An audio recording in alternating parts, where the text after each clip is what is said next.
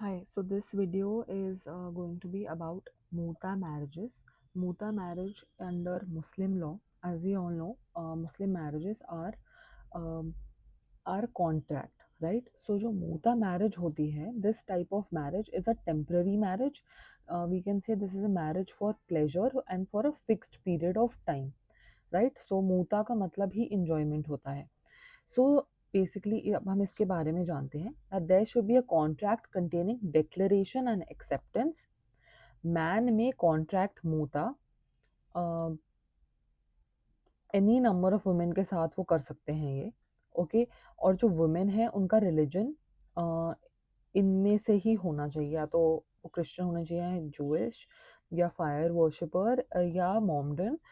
No other religion is allowed. So Shia women cannot contract Muta marriage with non-Muslim man. So the time period for Muta marriage must be mentioned on Nikah Nama.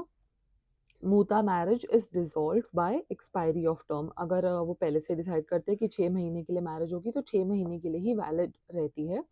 उसके बाद अपने आप वो time जब period निकल जाता है तो वो मैरिज अपने आप डिसॉल्व हो जाती है.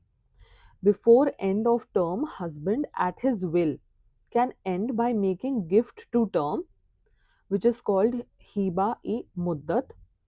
Wife's consent is not required for termination. The term is fixed and dower is fixed, तो कॉन्ट्रैक्ट वैलिड होता है मूता मैरिज का.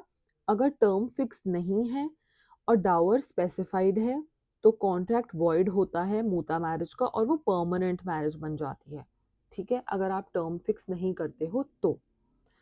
Right of inheritance, no rights between man and women. Children of this marriage are legitimate but कोई rights नहीं arise होते हैं. और जो चिल्ड्रन हैं they can inherit from both parents. मूता marriage is consummated, so wife को फुल डावर मिल जाती है अगर मैरिज कॉन्ज्यूमेट होती है तो.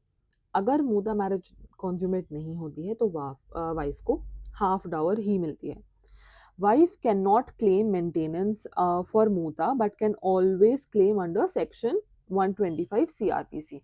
So you can again take a screenshot of this for Muta marriage, and I'll make different videos for the different topics of Muslim marriage.